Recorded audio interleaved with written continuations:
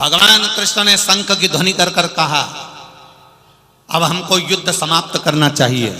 कौरव मर चुके हैं, पांडव जीवित हैं, पांडव को विजय दे देना चाहिए। इतनी देर में कृतवर्मा ने कहा, पांडव को विजय कैसे दे दें, अभी हम जिंदा बैठे और जब तक कृपाचार्य बैठे हैं, कृतवर्मा बैठा है, धृतराष्ट्र बैठे हैं, गांधारी बैठी है, और भी थे 5-6 लोग और, ये हम सब जिंदा बैठे हैं, तो अभी हम पांडवों को विजय नहीं दे सकते, अभी तो लड़ना है पांडवों को। भगवान कृष्ण ने मन में सोचा, बताओ बेचारे, जो दुर्योधन था वो तो मरी गया, दुशासन था वो मरी गया, ये सब मर गए, अब जीत भी लेंगे तो इनको मिलना है राज्य। भगवान कृष्ण ने कहा, नहीं नहीं, कौरव और पांडवों का युद्ध अब समाप्त हो रहा है। नहीं, युद्ध ऐसे समाप्त नहीं हो सकता, विजय निश्चित करना पड़ेगी कि विजय किसकी हुई है।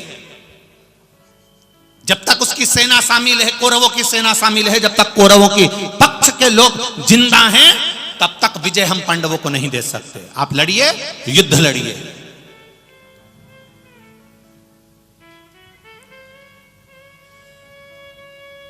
भगवान कृष्ण ने कौरवों के जीवित जितने लोग थे उनको बिठाया, पांडवों के जीवित लोगों को बिठाया और निर्णय ये लिया भगवान कृष्ण ने, कल युद्ध होगा और वो आखिरी युद्ध होगा। 3 बाण पांडवों की ओर से चलाए जाएंगे और 3 बाण कौरवों की ओर से चलाए जाएंगे। ये 3 बाण जो पांडवों की ओर से चलेंगे, जो कौरवों की ओर से चलेंगे, इसके बाद जिसकी जीत हो गई हो गई, कोई मर गया तो मर गया, और अगर नहीं मरा तो यह माना जाएगा कि युद्ध यहां समाप्त किया जाता है। उसके बाद धृतराष्ट्र और गांधारी जिसको चाहें सिंहासन पर बिठा सकते हैं। अब 3 बाण पांडवों को चलाना है और 3 बाण कौरवों को चलाना। अब कौरव तो कोई बचे नहीं थे, केवल कृतवर्मा, कृपाचार्य आदि जो बचे थे बस वही थे। देखिएगा जरा, इस कथा को हमने पुण्य शिव महापुराण की कथा को अभी तक इतनी कथाओं में कभी नहीं लिया, पर कहीं इस मालेगांव का कोई पुण्य होगा, इसलिए यह पुण्य शिव महापुराण कथा चल रही है।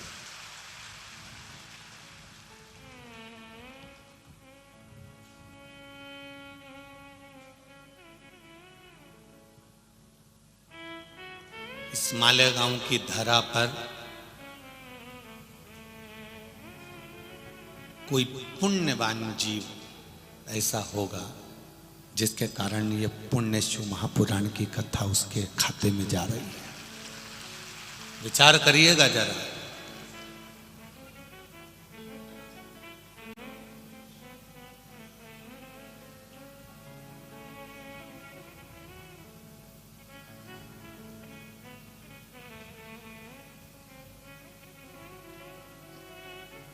तीन बाण पांडवों की ओर से चलना है, 3 कौरवों की ओर से चलना है। भगवान सुबह का समय था, रथ पर तैयार होकर बैठ गए। अर्जुन ने रथ साध लिया, सामने कौरवों की सेना थी, कृपाचार्य थे, कृतवर्मा थे, सब थे। इधर पांडवों की सेना में पांडव थे और इनके साथ के भी थे। भगवान ने कहा, आज आखिरी युद्ध है, जीतना तो है, चाहे कुछ भी हो जाए, कुछ भी हो जाए। अब जरा ध्यान लगाना इस महाभारत के इस उद्योग पर्व पर। अगर आपके यहाँ महाभारत की पुराण, महाभारत की पोथी हो तो पढ़ना उस उद्योग पर्व को। उठाया, अर्जुन से कहा, भयंकर बाण निकाल ले, भयंकर बाण। और अर्जुन ने पहला बाण अग्नि बाण उठाया, और अग्नि बाण उठाया तो भगवान कृष्ण ने कहा, रुक अर्जुन, पहले बाण मुझे दे। भगवान ने उसको बाण को हृदय से लगाकर भगवान कृष्ण ने कहा, मैंने जो गोवर्धन पर्वत उठाया था, ब्रज की रक्षा करी थी, ब्रज की रक्षा करने में, ब्रजवासियों की रक्षा करने में और गोवर्धन पर्वत को उठाने में जो मुझे पुण्य मिला था, वो सारा की सारा पुण्य इस बाण में चले जाए और कौरवों को नाश कर दे। भगवान कृष्ण ने अपना पूरा पुण्य, किस चीज का पुण्य दिया? गोवर्धन पर्वत उठाने में, ब्रजवासियों की रक्षा करने में जो मुझे पुण्य मिला था, वो पुण्य इसमें चले जाए। अब तो वो बाण, अग्नि बाण और भयंकर हो गया, और भयंकर। भगवान मुस्कुराकर बोल रहे हैं, अर्जुन छोड़। अर्जुन बाण छोड़ता है, सामने से बाण आता है। कृतवर्मा ने अपना बाण लिया और बाण को सिर पे लगाकर भगवान से कहा, मैंने अगर एक पत्नी व्रत का पालन किया हो, कृतवर्मा कहता है, मैंने जिंदगी में किसी स्त्री को गलत दृष्टि से नहीं देखा हो, तो उसका जो पुण्य हो वो इस बाण में आ जाए, और छोड़ दिया। भगवान कृष्ण का बाण पीछे और कृतवर्मा का बाण आगे था। केवल किसी नारी को कृतवर्मा ने कभी गलत दृष्टि से देखा ही नहीं था। अब बताओ, ब्रजवासियों के प्राण बचाने से जो पुण्य मिला था, उससे बड़ा पुण्य था किसी नारी को गलत दृष्टि से नहीं देखने में। यह पुण्य मेरे भारत भूमि का पुण्य था। यह पुण्य मेरे भारत भूमि का प्रथम पुण्य था। मेरे भारत का इतिहास कहता है, मेरे भारत की भूमि का एक आनंद कहता है, मेरे भारत भूमि का ये आनंदमय पुराण शास्त्र कहते हैं कि अपनी दृष्टि से कभी किसी नारी को गलत दृष्टि से मत देखो। एक नारी को कभी गलत दृष्टि से मत देखना। लंकाधिपति रावण ने नारी को गलत दृष्टि से देखा था, पूरा कुल डुबोकर बैठ गया था।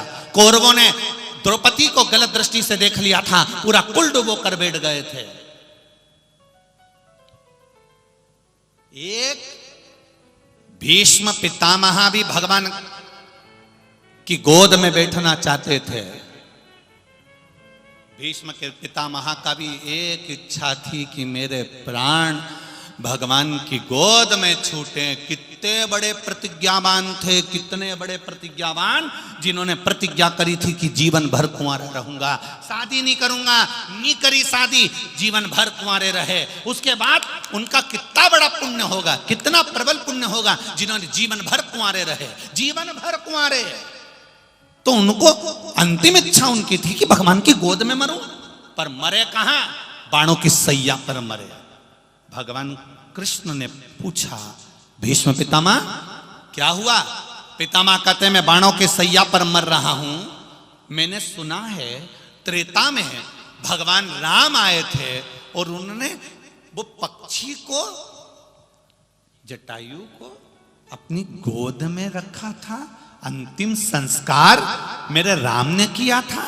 एक पक्षी को भगवान गोद में रख लेता है, एक पक्षी को भगवान अंतिम संस्कार कर देता है, और मेरे सामने भी वही राम खड़ा है कृष्ण के रूप में। तो कृष्ण मुझे गोदी में क्यों नहीं लेता? कृष्ण मेरा अंतिम संस्कार क्यों नहीं करता? तब भगवान कृष्ण ने कहा, सुनो भीष्म पितामह, यह कर्म का खेल है। उस पक्षी ने एक अबला स्त्री को रोते हुए देख लिया था तो रावण से भिड़ गया था, और एक अबला स्त्री का वस्त्र खींचते हुए तुमने देखा, एक शब्द मुंह से नहीं निकला, इसलिए तुम बाणों की सैया पर मर रहे हो और वह राम की गोद में मर रहा है। केवल एक स्त्री के लिए, एक नारी के लिए।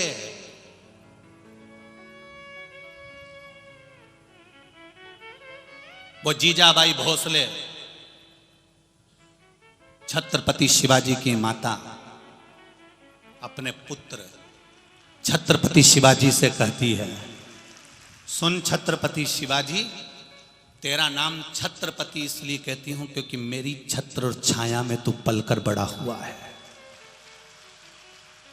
पर इस माता के दूध को लजा मत देना रे छत्रपति शिवाजी, सुन ले अच्छे से।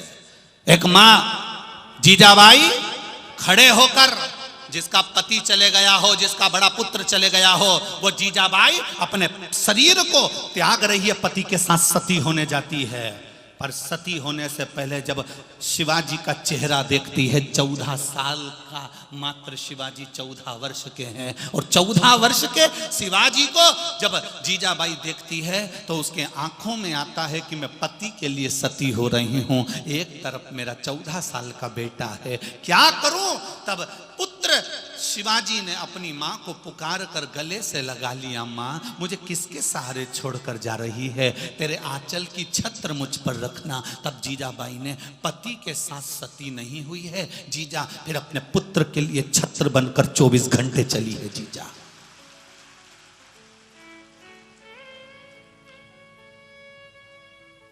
वो जीजा अपने पुत्र शिवाजी के साथ छत्र बनकर चली है। एक बेटा तुम्हारा जरा सा गलत काम में जा रहा है, एक बेटा कॉलेज के लड़कों के साथ बिगड़ रहा है, एक बेटी तुम कह रहे हो कि ये करना है और वो गलत जगह पर जा रही है, एक बेटी किसी दूसरे धर्म में विवाह करना चाह रही है। ये कैसे हो गया भाई? कारण केवल एक था, शिवाजी भी तुम्हारे जैसा ही था, शिवाजी भी तुम्हारे जैसे ही थे, पर उनकी मां जीजाबाई थी। आज माओं में कुछ ना कुछ थोड़ा सा भाव प्रकट नहीं हो पा रहा, इसलिए शिवाजी जैसी औलाद नहीं हो पा रही है। इसलिए छत्रपति शिवाजी जैसी औलाद नहीं हो पा रही है। जिस दिन तुम जीजाबाई बन गए, सुन लो रे मराठवाड़ा के लोगों, महाराष्ट्र ये वीरों की भूमि है, यहां से इतने वीर निकले हैं और इतने संत निकले हैं कि दुनिया में इतने संत नहीं और ना इतने वीर नहीं। ये महाराष्ट्र वीरों की भूमि है, यहां से स्वामी समर्थ जैसे, नामदेव जैसे, तुकाराम जैसे, मुक्ताबाई जैसे, ना जाने कितने कितने संत इस महाराष्ट्र की भूमि से निकले हैं। जितने भारत को संत दिए हैं वो महाराष्ट्र ने दिए हैं, जितने वीर दिए हैं वो महाराष्ट्र ने दिए हैं। और आज अगर यहां लोग भटक रहे हैं, भ्रम में पड़े हुए हैं, जरा सा बेटियां पढ़ ले और के हम दूसरे धर्म में शादी करेंगे, कोई कहते हम वहां जाएंगे, कोई कहते तो मतलब गलती तुम्हारी है। वो तो शिवाजी बनने को तैयार था, पर जीजाबाई तू नहीं बना पाई, तुम्हें बनाना है, गलती तुम्हारी। युद्ध का मैदान, युद्ध का मैदान,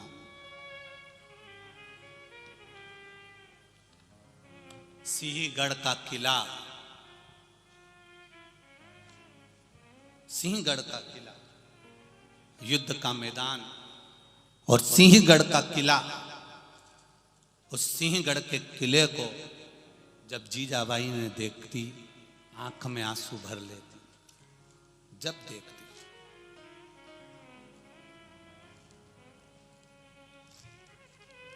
अब सिंहगढ़ के किले को जब जीजाबाई देखती, आंख में आंसू भर लेती।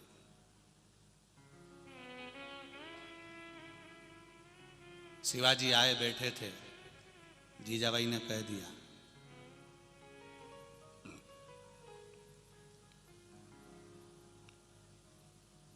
ये किला मुझे लज्जित करता है।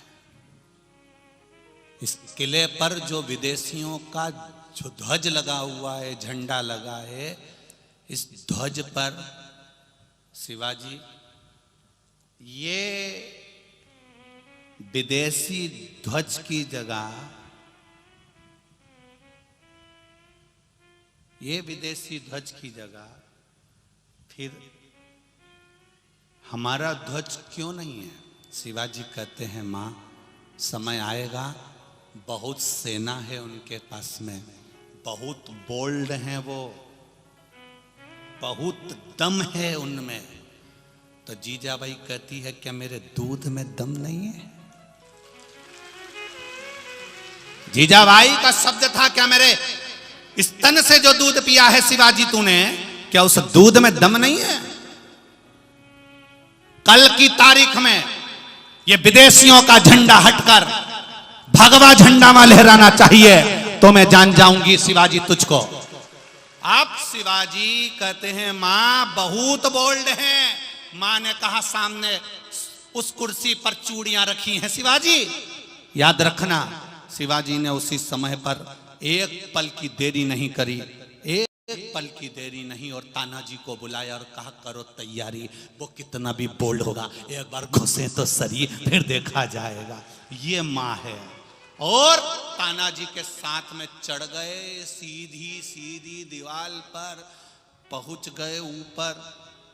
जो युद्ध प्रारंभ हुआ, तानाजी के प्राण चले गए। शिवाजी की आंख में एक क्षण का जल आ गया, जो मेरी जिंदगी का साधन था वो भी चला गया।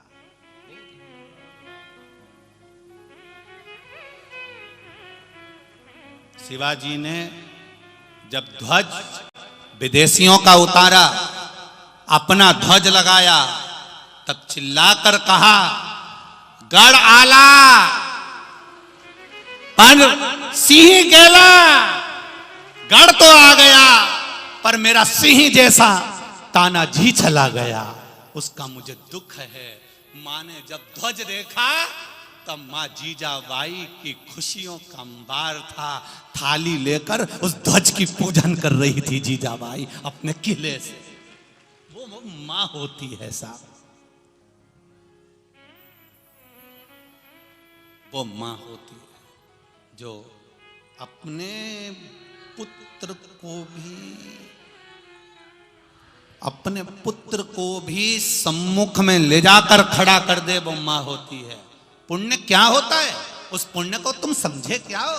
केवल सियोर वाले महाराज ने लिख दिया पुण्य श्री शिव महापुराण की कथा। कभी पुण्य को जानोगे तो मालूम पड़ेगा। एक जगह बैठने से कहीं पुण्य नहीं मिल जाता, दिन भर माला पकड़ के बैठने से पुण्य नहीं मिल जाता। किसी साधारण व्यक्ति के जीवन में कुछ बदलाव लाकर बता दो तो जिंदगी का सबसे बड़ा पुण्य मिल जाएगा। किसी रोते हुए के चेहरे पर स्माइल लेकर आ जाओ, पुण्य मिल जाएगा। कोई पढ़ने के लिए तरस रहा है, उसको विद्या अध्ययन करा दिया जाए, पुण्य मिल जाएगा। कोई हॉस्पिटल में पड़ा हुआ है, दवाई के लिए 2 रुपया नहीं है, दिलवा दीजिए, पुण्य मिल जाएगा। प्यासे को पानी पिलवा दीजिए, भूखे को भोजन करा दीजिए। किसी के जीवन में उसकी दुख की घड़ी में साथ देना प्रारंभ कर दीजिए, पुण्य प्राप्त हो जाएगा। वो पुण्य के अलावा जीवन का कोई सुख नहीं है महाराज।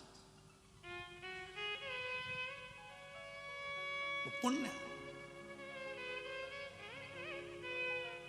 वो साधारणता नहीं हो सकता। उस पुण्य को चाहिए हमें। भगवान कृष्ण एक तरफ बाण से कह रहे हैं कि मैंने जो गोवर्धन पर्वत उठाया है उसका पुण्य, ब्रजवासियों की रक्षा करी उसका पुण्य, और कृतवर्मा कह रहा है मैंने अगर एक स्त्री, एक पत्नी व्रत पालन किया हो और किसी नारी को कभी गलत दृष्टि से नहीं देखा तो उसका पुण्य सामने प्रकट हो गया।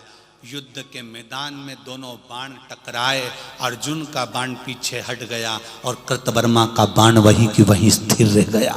भगवान की सोच बुद्धि में पड़ गया, इसने करा क्या? मैंने ब्रजवासियों की रक्षा में जो पुण्य कमाया था वो सारा पुण्य इस बाण में दे दिया, फिर आखिर ऐसा क्या हो गया? इसने कौन सा पुण्य दिया? तब भगवान कृष्ण ने उसी समय रथ पर बैठे हुए उस ध्वज में जो हनुमान जी बैठे हुए थे, अर्जुन के रथ के ऊपर जो हनुमान जी की ध्वजा लगी हुई थी, उस ध्वजा में बैठे हुए बजरंग से हनुमान से पूछा, ए हनुमान नीचे आओ। हनुमान जी बोले, बोलो प्रभु, तुम शिव का अवतार हो, शंकर का स्वरूप हो हनुमान, सत्य बताना इसने कौन सा पुण्य दिया जो मेरा पुण्य छोटा पड़ गया? भगवान श्री हनुमान जी ने कहा, कृतवर्मा एक स्त्री से जिससे शादी करे थे उसके सिवाय किसी स्त्री को उन्होंने गलत दृष्टि से नहीं देखा। जब कोई व्यक्ति अपनी दृष्टि से किसी नारी को गलत नहीं देखता तो वो जिंदगी का सबसे पुण्यवान जीव कहलाता है, सबसे पुण्यवान।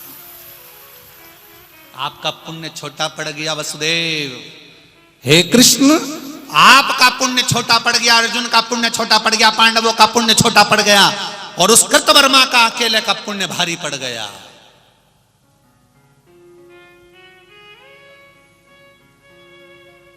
भगवान विचार में पड़ गए, 2 बाण और बचे हैं। कितने बच्चे रहे मालेगांव वालों? केवल 2 और बचे हैं और युद्ध समाप्त। और ये 2 बाण के बाद अपन भी आज की कथा समाप्त कर देंगे बेचारे, क्योंकि ये 2 बाण बहुत लंबे चलने वाले हैं। कोई आज तक चलेंगे, 7 दिन पूरे निकल जाएंगे, तब तक पूरे नहीं होंगे। उसका पुण्य तो देखो कितना प्रबल था, कोई सहज है क्या? 2 बाण और बचे हैं, साधारण नहीं है वो 2 बाण। भगवान विचार कर रहे हैं, सोच में पड़े हैं। अब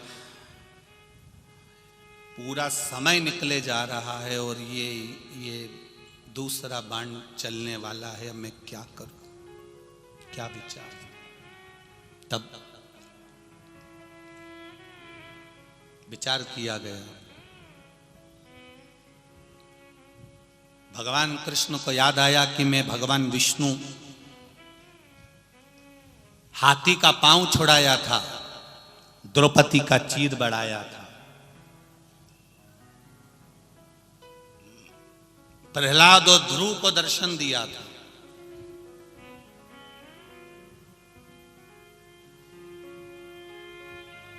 मंथन कर कर देवताओं का उत्थान किया था। भगवान कृष्ण अर्जुन से कहते दूसरा बाण उठा ले। उठा, अर्जुन ने फिर अग्नि बाण उठाया। भगवान कहते हैं अब की बार नहीं बच पाएंगे, ये कौरव ला मुझे दे।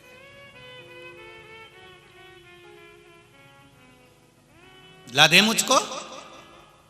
और भगवान ने फिर लिया उस बाण को और कहा मैंने गज की रक्षा करी थी, द्रौपदी का चीर बढ़ाया था। 10,000 ब्राह्मणों का आधा चावल का दाना खाकर पेट भरा था। प्रहलाद, ध्रुव जैसे जीवों को दर्शन दिया था और ना जाने कितने जीवों का मैंने कल्याण करा था। उन सबका पुण्य जो मेरे खाते में है वो इस बाण में आ जाए। ये पुण्य की लड़ाई हो रही है, जरा ध्यान देना। कितनी विचित्र लड़ाई है ये पुण्य की। जो महाभारत के युद्ध में जब कौरव मर चुके थे, दुर्योधन, जरासंध सब मर चुके थे, उसके बाद का जो युद्ध था, शायद तुमने उसको टीवी पर देखा और दिखाने वालों ने नहीं दिखाया, पर उस युद्ध को समझना है हमको। जो महाभारत में वेद व्यास जी ने उद्योग पर्व में लिख कर रखा कि आखिर ऐसा क्या था उस युद्ध में कि कौरव और पांडवों के उस युद्ध के, कौरवों के मरने के बाद तो युद्ध समाप्त हो गया था, हमने तो यही सुना, पर उसके बाद भी युद्ध चला और वो युद्ध केवल पुण्य का युद्ध था। भगवान कृष्ण के पुण्य और कृतवर्मा के पुण्य का युद्ध था, जो कि साधारण युद्ध नहीं था। ये बाणों का युद्ध तो समाप्त हो सकता है, पर पुण्य का युद्ध कभी समाप्त नहीं होता। यहाँ का पुण्य वहां काम आता है और वहां भी युद्ध लड़ा जाता है। यहाँ के पुण्य वहां काम आएंगे। आपने 1 गिलास पानी पिलाया है, 1 अन्न का दाना खिलाया है, किसी का आतिथ्य करा है, किसी का सत्कार करा है, किसी को सम्मान दिया है, यह पुण्य तुम्हारा कहां काम आएगा? जब मालूम पड़ेगा। वहां जाकर तुम्हें रोना नहीं पड़ेगा, आंख में आंसू नहीं आएंगे। पूछेंगे लोग, चित्रगुप्त महाराज कहेंगे कमला आई है, क्या करना है इसका? भगवान बोलेंगे इसके पुण्य और पाप गिनो जरा कितने हैं। अरे दिन भर झूठ बोलती थी, दिन भर ओटले पे बैठी रहती, दिन भर बड़बड़ करे, गालियां दे, अपशब्द कहे। तो भगवान बोले कुछ पुण्य करा इसने? हाँ, एक पुण्य करा था। क्या? जब मालेगांव में शिव महापुराण की कथा हुई तो वहां जो भोजन भंडारा चल रहा था, वहां बैठ के पूड़ी बेल रही थी। भगवान ने कहा बैकुंठ भेज दो, बैकुंठ भेज दो। वहां बैठ के पूड़ी बेल रही थी। तो पूड़ी बेलने से इतना पुण्य मिल गया क्या? इतना पुण्य मिल गया? पूड़ी बेलने से पुण्य इसलिए मिल गया, हलवाई ने लोई काट के दी थी आटे की, इसने यूं मली, यूं, और लोई को यूं मलकर यूं दबाया तो इसके हाथ में जो पाप की रेखा थी वो लोई को गोल घुमाने से पुण्य में बदल गई और उसने बेल के तल के दे दी, सब ताप चले गए।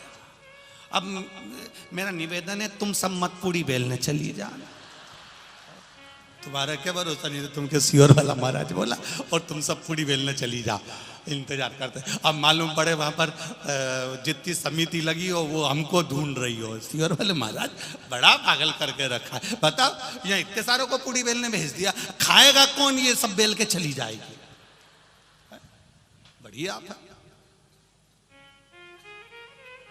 ये पुण्य है हमारा।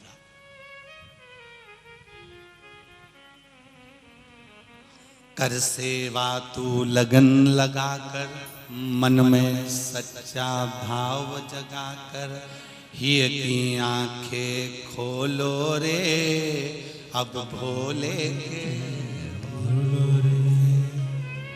चित्त लगाकर, मन लगाकर, आनंद रखकर।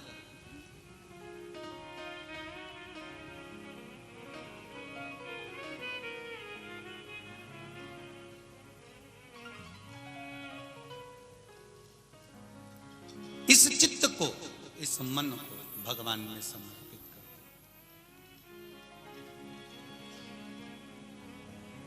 और जब ये चित्त, ये मन परमात्मा में लग गया, फिर ये भटकता नहीं। सेवा करते समय जब आप पूड़ी बेल रहे हो, लोई बना रहे हो, तब जो माताएं बैठी है वो मंत्र उच्चारण कर रही है, श्री शिवाय नमस्तुभ्यं का, द्रौपदी का चीर बढ़ाने का और सभी को दर्शन देने का, और मंथन के समय पर देवताओं के कल्याण का जो पुण्य मुझे मिला है, वो सारा पुण्य ये दूसरे बाण को मैं समर्पित करता हूं। वो अग्नि का अस्त्र और प्रखर अस्त्र हो गया, और प्रबल। और जैसे ही वो अग्नि का अस्त्र प्रबल हुआ, देखिए जब हमारा पुण्य प्रबल होता है तब भजन का जो बल होता है ना, भगवान की भक्ति का जो बल होता है, अपने आप बढ़ जाता है, अपने आप। एक पत्र आया है, देखिए।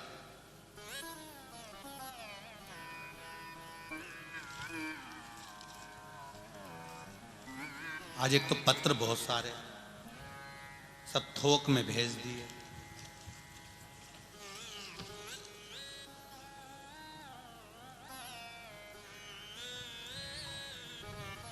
मेरा नाम रत्ना रविंद्र माली है। मैं जलगांव जिले से अमलेर तालुका दहीवत गांव से हूं। कहीं बैठे हो तो हाथ हिलाइएगा, कहीं बैठे हो तो हाथ हिलाइएगा, जहां भी बैठे हो। मेरा नाम रत्ना रविंद्र माली है, रत्ना रविंद्र माली। मैं जलगांव जिले से अमलनेर तालुका दहीवत गांव से हूं। कहीं बैठे हो तो हाथ जरूर हिलाएं, जहां भी बैठे हो। मेरे पति को जब डॉक्टरों ने पेट का कैंसर बताया तब घर के सारे लोग परेशानी में थे। बात है 18 अप्रैल 2018 की है, जब डॉक्टरों ने उनको 12 कीमोथेरेपी और 30 रेडिएशन बताया। तभी मेरी सास ने और मेरी माँ ने भोलेनाथ जी की सेवा करने का कहा। मैं उसी दिन भगवान शिव की भक्ति में लीन हो गई और प्रतिदिन 1 लोटा जल भगवान शंकर को समर्पित करने जाने लगी और वहां से एक बेलपत्र लेकर आने लगी। डॉक्टर अपना काम करते, मैं अपना काम करता। बाबा से रोज कहती, बाबा मैंने शिव महापुराण की कथा में सुना है, तू सबकी सुनता है, क्या तू मेरे सौभाग्य को नहीं रखेगा, मेरे सुहाग को नहीं रखेगा। मैंने पशुपतिनाथ का व्रत भी प्रारंभ कर दिया और बाबा से हर पल प्रार्थना करने लगी, उनको जल्दी ठीक करना। बाबा बेलपत्र ले जाती, उनको देती खाने के लिए। बाबा शिव की कृपा ऐसी हुई गुरुजी, कोई ऑपरेशन की जरूरत नहीं पड़ी और बाबा ने उनका कैंसर ठीक कर दिया। हम पंडाल में आए हैं बाबा को प्रणाम करने के लिए। जहां भी बैठे हैं आपको बहुत बहुत साधुवादता। इस व्यासपीठ के सम्मुख में आप आए। रत्ना रविंद्र माली हैं, हम लोग पंडाल में बैठे हैं गुरुदेव और बाबा को यहीं से प्रणाम कर रहे हैं। बहुत बहुत साधुवाद। श्री शिवाय नमस्ते। शिव कथा, भगवान शंकर का गुणगान, आपका पुण्य और उस पुण्य की प्रबलता।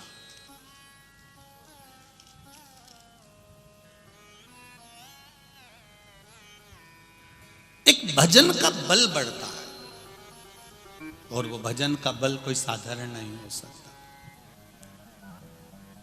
एक पत्र देख,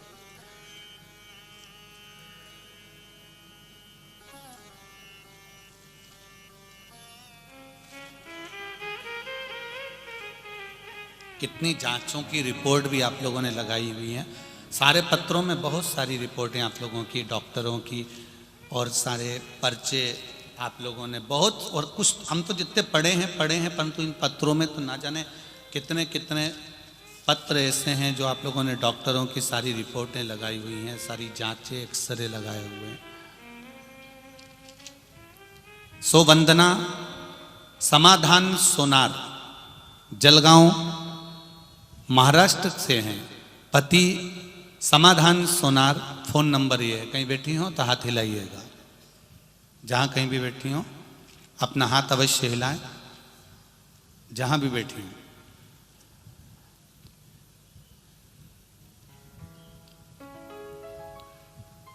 गुरुदेव,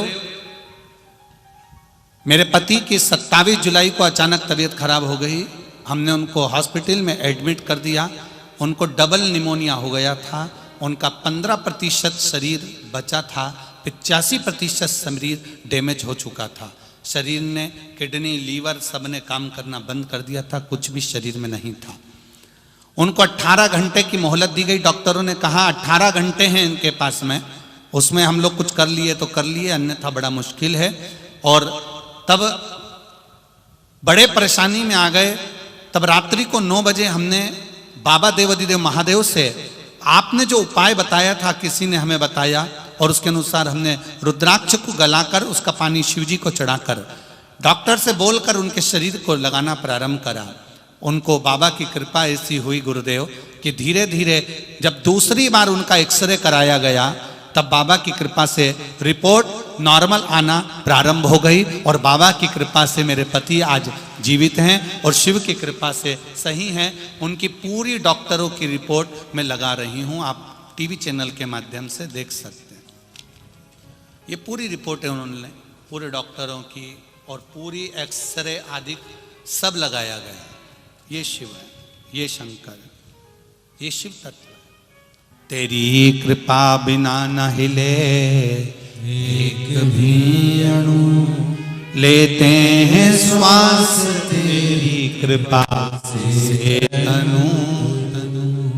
बखान क्या करूं मैं राखों के ढेर का, चपटी भभूत में खजाना कुबेर का।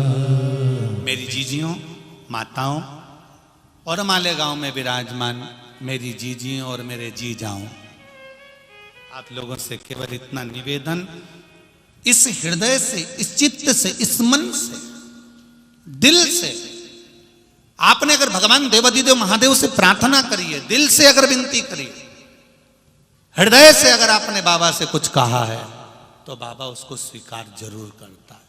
सारी समस्या का हल एक लोटा जल। आप शिव को चढ़ाने के लिए जा रहे हो, उस एक लोटा जल का पुण्य किसको कहते हैं, उसका आनंद किसको कहते हैं, ये शिव पुराण कह रहे हैं। एक लोटा जल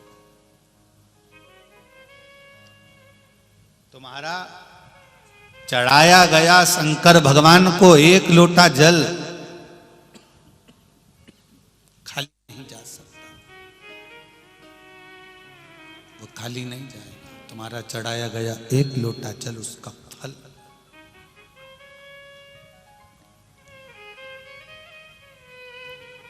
खाली नहीं है। वो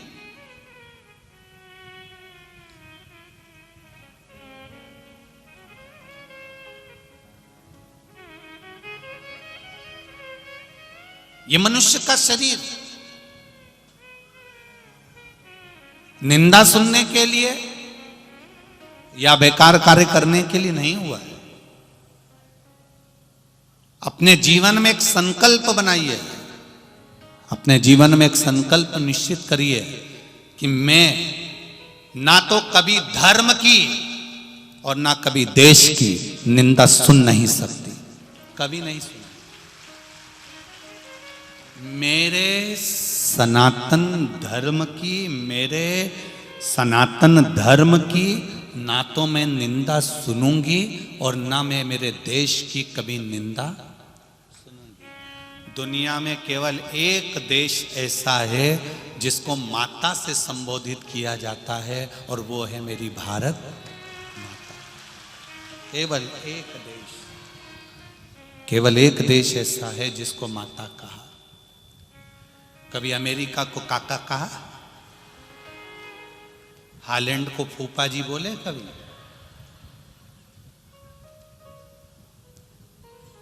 चीन को नाना जी बोले? नहीं, कोई ने बोला हो तो बता। मां तो एक ही है, कौन? भारत माता। सभ्यता भी देती है, संस्कृति भी देती है, ज्ञान भी देती है और मर्यादा भी देती है। जीने की कला भी सिखाती है, जीने का ढंग भी सिखाती है।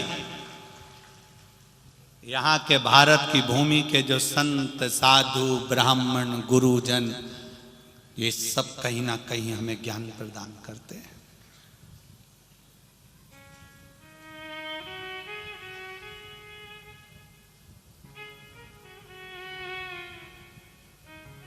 कितना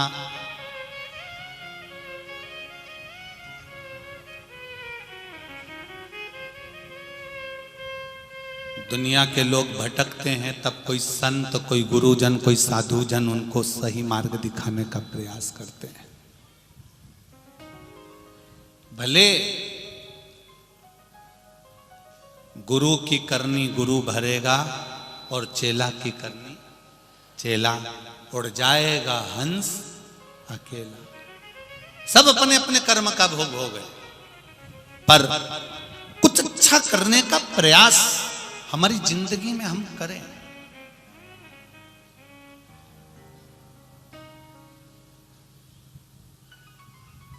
भगवान कृष्ण ने दूसरे बाण में पुण्य दिया, अर्जुन को बाण दे दिया।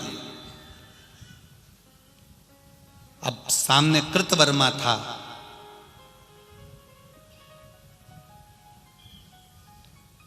कृतवर्मा ने सामने देखा कि अर्जुन ने दूसरा बाण लिया है। कृतवर्मा ने भी दूसरा बाण उठाया और दूसरा बाण उठाकर कृतवर्मा ने अपने मस्तिष्क से लगाकर हृदय के पास लाकर कहा, मैंने अपने परिवार का पालन, बच्चों का पालन, परिवार का पालन अगर नीति से करा है, कभी गलत नीति का मैंने प्रयोग नहीं करा। मैंने अपने परिवार का पालन बिना छल के, कपट के, बेईमानी के, प्रपंच के करा हो, बिना कपट छल प्रपंच के, तो उसका पुण्य इस बाण में आ जाए। फिर छोड़ा बाण। अर्जुन ने जो बाण छोड़ा था, नीति से कमाई हुई दौलत, सत्कर्म से कमाई हुई दौलत, ईमानदारी से कमाया हुआ धन भगवान कृष्ण के पुण्य के आगे उस कृतवर्मा का पुण्य प्रबल हो गया और भगवान का बाण फिर पीछे हो गया, फिर पीछे। अब जरा विचार करना, शिव महापुराण की कथा कहती है दूसरे नंबर का जो बाण कृतवर्मा ने छोड़ा था, वो बाण था, किसी का दिल दुखाया नहीं हो मैंने जिंदगी में, नीति की कमाई करी हो, अनीति की नहीं, तो वो मेरा बाण विजय होगा, ये निश्चित है। मत दुखाओ किसी के मन को, पुण्य मिलेगा, पुण्य प्राप्त होता है। अगर आपने किसी का दिल दुखाया और खूब कमा भी लिया, खूब कमा लिया साहब, दिल दुखा के आपने किसी की जमीन पर कब्जा कर लिया, किसी का प्लाट पर कब्जा कर लिया, किसी का प्लाट खरीद लिया, कहीं उसका दिल दुखाकर, कहीं उसका मन दुखाकर आपने ढेर इकट्ठा करा। कितने दिन चलेगा, कितने दिन यहां सुख भोग लोगे, पर ऊपर तो तेरा क्या होगा रे कालिया, वो तो अंदाजा तुझे लगाना पड़ेगा।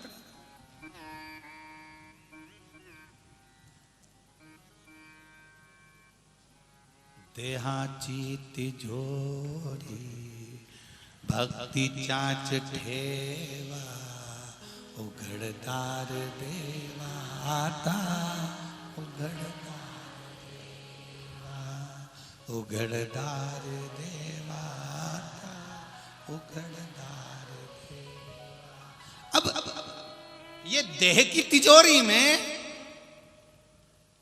चाहो तो भगवान का भजन कर लो, राम नाम कृष्ण नाम शिव नाम रख लो, और चाहो तो इस देह की तिजोरी में तुम संसार के काम, लोभ, आसक्ति, वासना, तृष्णा को रख लो। वैसे तो मैं जानता हूं कि मालेगांव के लोग, महाराष्ट्र के लोग चतुर बहुत होते हैं, अपनी अलमारी में अटाला नहीं रखते, कबाड़ा नहीं रखते, अलमारी में, तिजोरी में अच्छी अच्छी चीजें रखते हैं। ये आप में से कितने लोग हैं जो तिजोरी के अंदर अपनी साड़ी रखते हो? अरे बोलो तो जम के, रखते कोई तिजोरी में साड़ी? कोई नहीं रखता। स्टील के बर्तन, बोलो बोलो बोलो जम के जरा, नहीं रखता। भांडा, हंडा, जूता और डेंटिंग पेंटिंग का डब्बा, अरे बोलो रखे कोई? नहीं रखे, नहीं। वो ऐसा होता ना मगर जैसे मुंह का, वो कोई तिजोरी में रखता है क्या? है? नहीं रखता है ना।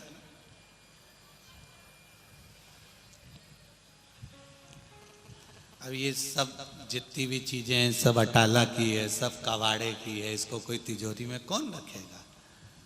किसी ने भी ये सामान तिजोरी में नहीं रखा। तिजोरी में क्या रखा? कहा सोने का सामान, चांदी का सामान, चांदी के बर्तन, हीरा की अंगूठी, कान का, नाक का, सारा जेवर और रोकड़ा सब तिजोरी में। और रोकड़ा भी कौन सा? 5 का और 10 का नोट नहीं। माता इधर से इशारा कर रही है, अब उत्तर में समझ जाओ कितना? 2000 का नोट। कितनी चतुर है रे डोकरियों, 2000 का नोट रखा, इनने हल्का फुल्का तो रखा ही नहीं। और इतनी चतुर चतुर माताएं हैं, इनके पास अगर खुला खुला इकट्ठा भी हो जाता है ना, तो एक दिन उसको चुपचाप से बंदा करवा लेती है, चुपचाप से उसको बंदा करवा के और तिजोरी में धर देगी। छोटा नोट तो रखे ही नहीं, 10-5 का तो होना ही नहीं। 20 रुपया, 10 रुपया, 50 रुपया, 100 रुपया कोई तिजोरी में नहीं रखे, सब रखे बड़ा नोट, अच्छा सामान तिजोरी में रखते हैं। इसलिए देहाची तिजोरी भक्ति चाच ठेवा, उघड़दार देवा, उघड़दार देवा। ये अटाला रखता ही नहीं कोई, यहाँ तो सब अच्छा रखने वाले हैं। बस इतना सा निवेदन है कि देहाची तिजोरी में जब तुम भगवान के नाम को रखोगे तो उसमें श्रेष्ठता है, कबाड़े को रखोगे उसमें श्रेष्ठता नहीं है। राम नाम, कृष्ण नाम, शिव नाम, भगवान की भक्ति को रखिए। गलत चीज मत रखना, निंदा, चुगली, बेईमानी, कपट, ये सब आप पीछे हटा दीजिए। इसका कोई सुख नहीं, इसका कोई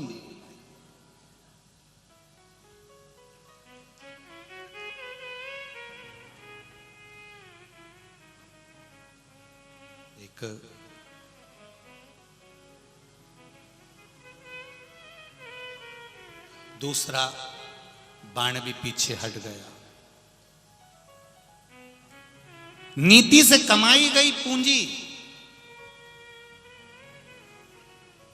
सत्य से कमाई गई पूंजी, सत्कर्म से कमाई गई पूंजी, ईमानदारी से कमाई गई पूंजी हमारे जीवन को सुख प्रदान करती है। हम आप लोगों से एक बात अच्छे से कहना चाहेंगे, किसी का पड़ा हुआ अगर मोबाइल भी मिल जाए ना तो उसको अलाउंस करवाकर उस तक पहुंचाने का जवाबदारी तुम्हारी होना चाहिए। किसी का पड़ा हुआ अगर मोबाइल भी मिल गया तो ना जाने वो घर पर जाकर हमारे कितने लाखों रुपए को राख में मिला देगा, ना जाने खड्डे में ले जाकर पटक देगा। ऐसा मोबाइल भी हमको किसी का नहीं चाहिए। किसी का एक धन, एक कौड़ी भी बेकार नहीं चाहिए। एक कौड़ी भी हमको बेकार नहीं चाहिए, एक कौड़ी भी। जब हम एक कौड़ी भी रखें तो वो सत्कर्म की, नीति की, ईमानदारी की, सच्चाई की रखें।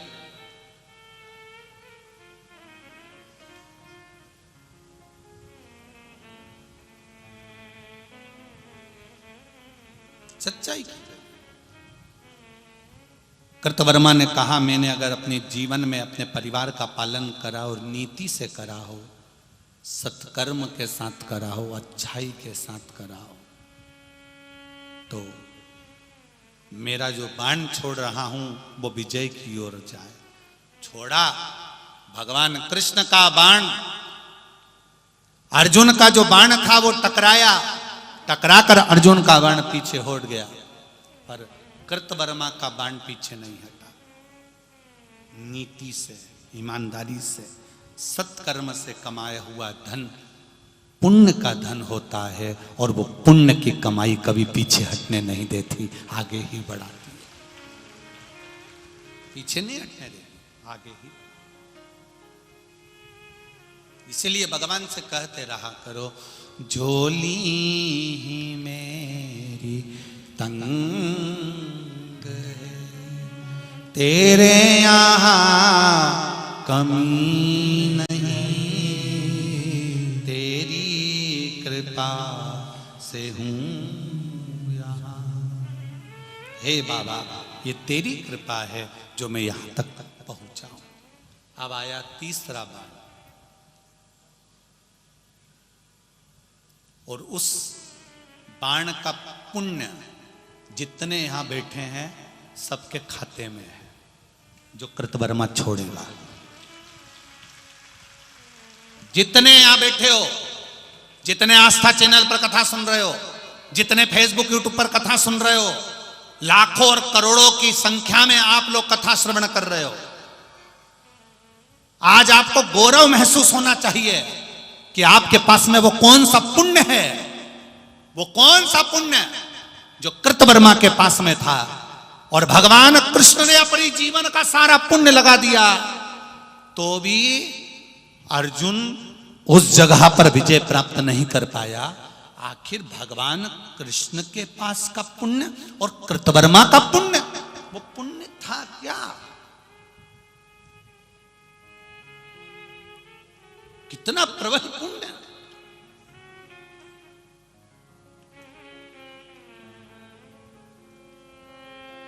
अर्जुन, तीसरा बाण उठाया जाए। अर्जुन ने मुस्कुराकर कहा, द्वारिकाधीश आखिरी बाण है, आखिरी चांस है। और आपने निर्णय दिलवाया था कि 3 बाण के बाद में निर्णय ले लिया जाएगा। अब निर्णय किसके पक्ष में जाता है ये कुछ नहीं मालूम, पर विजय होना चाहिए, जीत होना चाहिए। तब भगवान बोले, अर्जुन तू तेरा पुण्य लगा दे। अर्जुन कहता है, मैंने तो प्रत्येक बाण को चलाया तो पहले प्रार्थना करी कि मेरे जीवन में जो जो मैंने पुण्य करा सब जाए, और मैं बाण चला रहा था क्योंकि 3 बाणों की बात थी। ना युधिष्ठिर चलाएगा, ना भीम चलाएगा, ना नकुल चलाएगा, ना सहदेव चलाएगा। कौरवों में से भी कोई बाण नहीं चलाएगा, केवल एक रथ पर अर्जुन है और दूसरे रथ पर कृतवर्मा है। बाण 3 चलना है, केवल 3। और इतने में अर्जुन जो बाण चला रहा था, उस बाण में युधिष्ठिर, नकुल, सहदेव, भीम, भगवान, अर्जुन, द्रौपदी, जितने जितने पांडवों से जुड़े हुए थे सबका पुण्य लगा हुआ था। और कृतवर्मा के पास में ना तो दुर्योधन था, ना जरासंध था। कौन? ना दुर्योधन, ना दुशासन, ना कोई था। केवल कृतवर्मा युद्ध में अकेले थे। और कृपाचार्य जी बैठे थे, धृतराष्ट्र गांधारी बैठे हुए थे।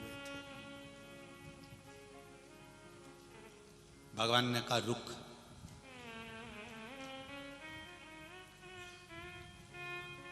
रुक।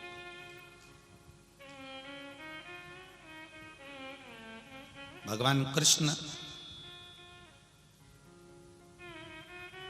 कुछ देर के लिए रथ से नीचे उतर गए।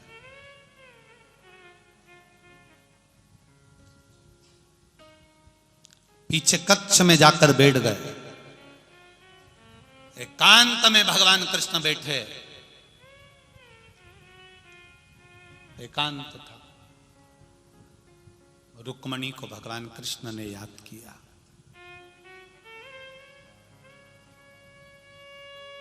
महाभारत का उद्योग पर्व कभी मौका मिले तो अवश्य पढ़ना। भगवान कृष्ण रुक्मणी को याद किए। रुक्मणी जी भगवान कृष्ण से मिलने के लिए उस युद्ध भूमि में, कुरुक्षेत्र में एकांत में भगवान के पास आ जाती हैं और भगवान के पुण्यों को भगवान देख रहे हैं। भगवान कृष्ण ने रुक्मणी से कहा, मैंने जिंदगी में जो जो पुण्य करा है मुझे वो याद दिलाओ कि और कितने पुण्य मैंने करे हैं वो मुझे बताओ। रुक्मणी जी पूछती हैं, केवल कृष्ण जन्म के बताऊं कि पूर्व के भी बताऊं?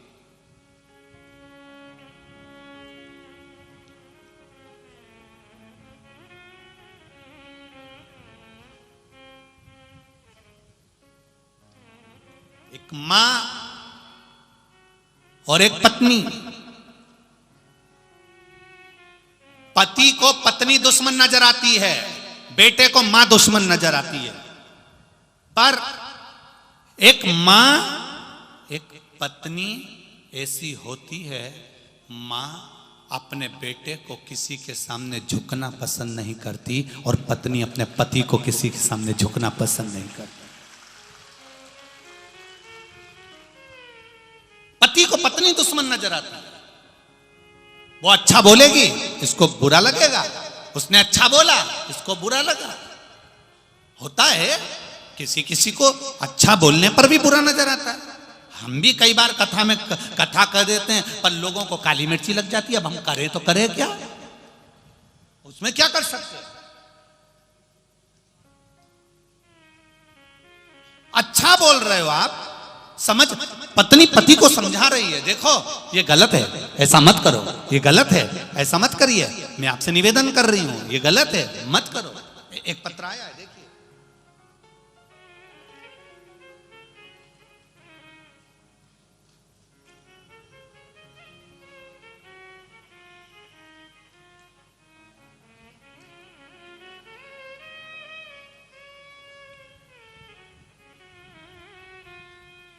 मैं जलगांव महाराष्ट्र से आई हूं। मेरे जीवन में बहुत सारे दुख कष्ट थे। बाबा ने मुझ पर लाज रखी है। मैं बाबा को धन्यवाद देने के लिए आई हूं कि बाबा ने मेरी सुनी और मेरे पति ने मुझको समझा और मुझको समझा तो आज मेरा घर सुधरा। मैं ऐसे पति को भी नमन करता हूं और ऐसी धर्म पत्नी को भी नमन करता हूं। महाराज,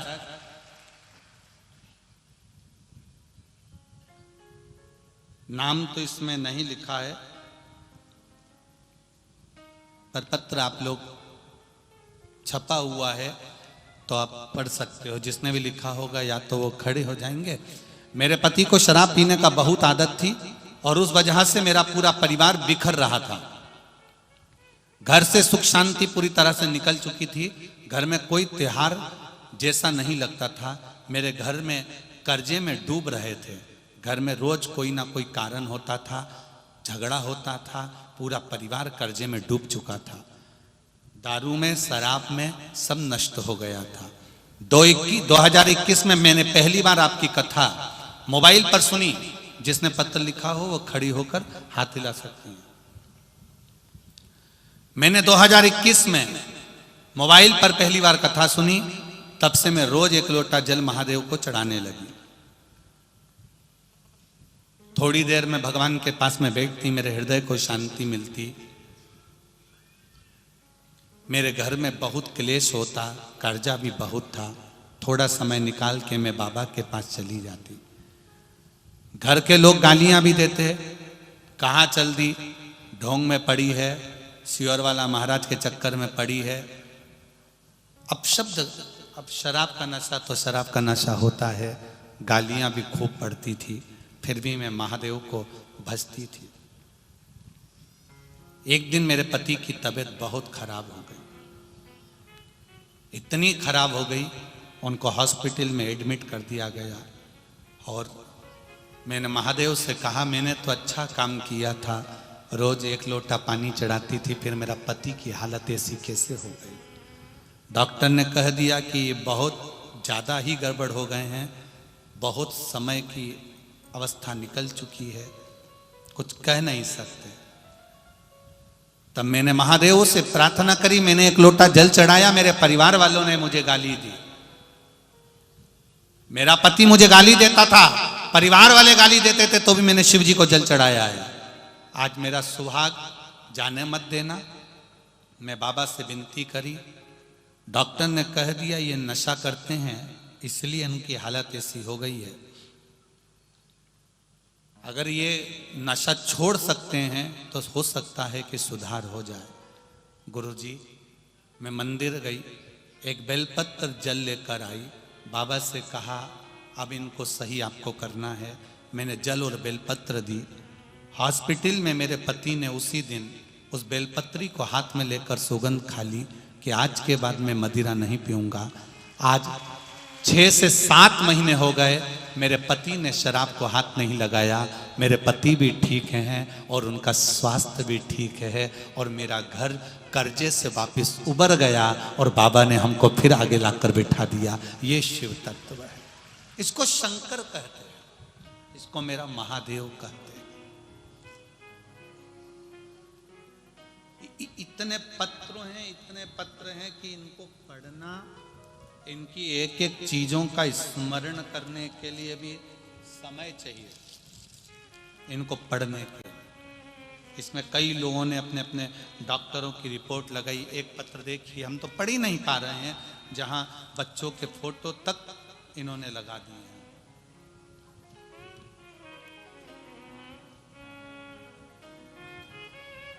मेरा नाम कविता विनोद पवार, मेरा गांव लामकानी, तहसील जिला धूलिया है। कहीं बैठे हो तो हाथ हिलाइएगा। आप ही हैं?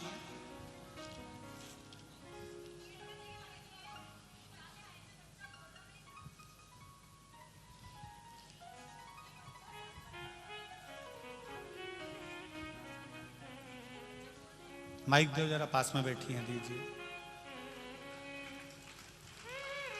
इस बच्चे की दशा के फोटो आप देखेंगे और इस बच्चे की हालत देखेंगे। ये 7 साल से बच्चा 7 वर्ष की अवस्था से बोला नहीं था। श्री शिवाय। कहाँ से आए हैं आप? ये औरंगाबाद जिला टीवी सेंटर, टीवी डेंसर, वहां से आए ले, औरंगाबाद से। ये बच्चा 7 साल से बोल नहीं पा रहा था। इसकी मम्मी ने आपकी कथा सुनी। आपकी कथा सुनने के बाद 3 बार पशुपति व्रत किए। उसके बाद में शिवजी पे जल चढ़ाया, बच्चे को लाखों पिलाया और बच्चे की माँ मेरे साथ में खत भी नहीं लिख पा रही थी। बाबा जी, मैंने उनका खत लिखा, आपके पास में पहुंचाया और ये बच्चा आपकी कृपा से बोलने लगा है। जय हो। श्री शिवाय नमस्तुभ्यम। श्री शिवाय नमस्तुभ्यम। नमस्तुभ्यम। और रोइए मत, खुश होइए, बाबा ने आवाज वापस दे दी 7 साल बाद, और क्या चाहिए। हर हर महादेव। और बैठिए। मैं जलगांव से आई हूँ। बाबा श्री की शिवाय कृपा। नमस्ते। बैठिए बैठिए बैठिए। श्री शिवाय नमस्तुभ्यम। इसको कहते हैं हृदय की खुशी। जिस बालक को 7 वर्ष से वाणी नहीं थी, मेरे महादेव ने उसको वाणी दे दी। श्री शिवाय नमस्तुभ्यम। ये शब्द है मेरा बाबा। शिव कोई दूसरा नहीं है।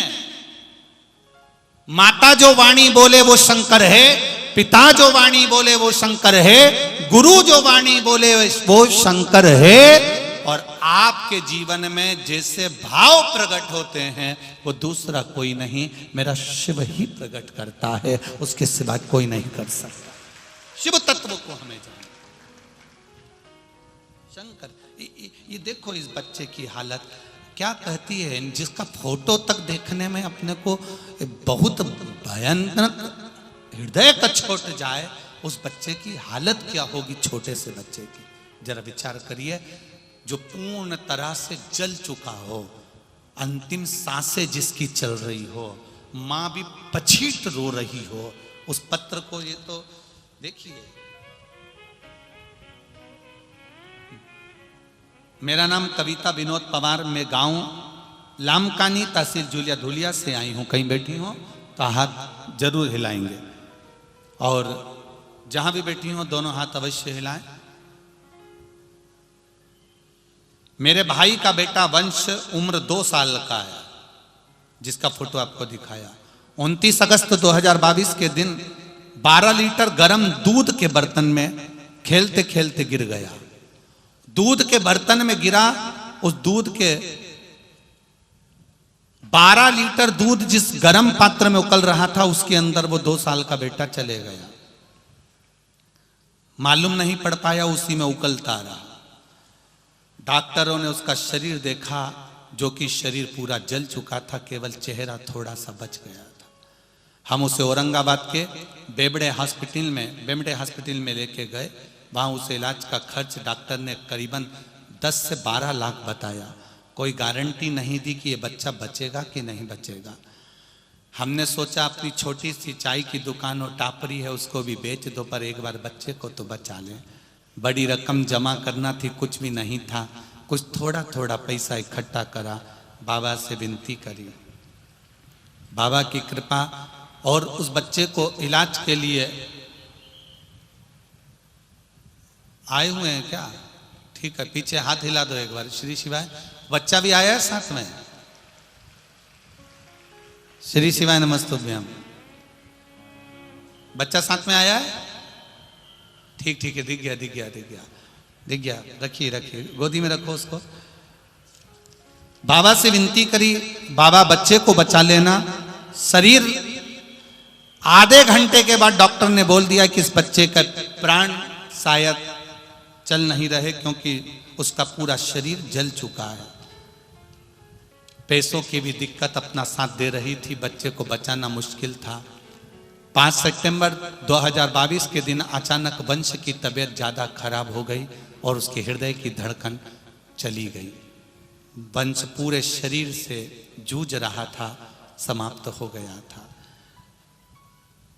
एसपीओ लेवल कम हो गया।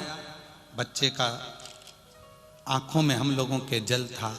उसी वक्त बाबा की कृपा से भोलेनाथ जी पर 1 लोटा जल किसी के कहने पर हॉस्पिटल में कोई ने कहा चली जा। मैंने सीहोर वाला महाराज की कथा में सुना है, 1 लोटा जल तो चढ़ा। 1 लोटा जल चढ़ा कर आई। बाबा का जल लाकर उसका शरीर काम करना बंद कर दिया था, हिलना डुलना बंद कर दिया था। उसके मुंह में वो पानी की 1 बूंद दी और आज मेरा बेटा ठीक होकर मेरे साथ पंडाल में आया है। मैं प्रणाम करती हूँ। आया है बाबू, एक बार गोदी में ले लो उसको, हाथ हिला दो। श्री शिवाय। बहुत बहुत आओ, स्वस्थ रहिए, आनंद में रहिए। बच्चे का फोटो जिस समय बच्चा पूर्ण तरह से दूध में उकल चुका था। शिव तत्व। बैठिए बहन। श्री शिवाय नमस्ते। शिव तत्व किसको कहते हैं? शंकर का गुणगान, शिव का स्मरण, भगवान शंकर का मंत्र जाप किसको कहते हैं? ये वही समझ सकता है जिसके भीतर शिव समाया होगा। और एक विश्वास के साथ आप लोगों से कहना चाहूंगा, जितने लोग आस्था पर कथा सुन रहे हो, जितने फेसबुक यूट्यूब पर सुन रहे हो, और जितने लोग मालेगांव की ये पवित्र भूमि पर बैठकर कथा सुन रहे हो, आप दिल से उसकी कथा सुनना। इस वाणी का, इस व्यासपीठ का एक शब्द हो सकता है हॉस्पिटल में पड़ा हुआ कोई व्यक्ति, कर्जे में डूबा हुआ कोई व्यक्ति, गलत व्यसन में पड़ा हुआ कोई व्यक्ति को आपके द्वारा निकली हुई वाणी से भी बाहर निकाल सकता है। जैसे उस मां को कहा किसी ने, सियोर वाला महाराज कहता है एक बार चले तो जा शंकर जी के मंदिर में, उसने पत्र में लिखा। जब वो सियोर वाला महाराज कहता है, चिल्ला चिल्ला कर कहता है, एक लोटा जल सारी समस्या का हल, तो जा। 7 साल में उस बच्चे की वाणी वापिस आ सकती है जो वाणी नहीं थी। जब वो वाणी मेरा महादेव दे सकता है, वो देखो उस माँ के चेहरे की खुशी, उस माँ के चेहरे की रौनकता, जिसका बेटा 7 साल बाद बोला हो, उसका आनंद देखिए कि कितना होगा, कितना आनंद होगा। आदरणीय दादा भाऊ भूसे जी और इस शिव समिति को मैं बहुत बहुत धन्यवाद दूंगा, जिनको ये कथा सुनने का आपने मौका दिया है।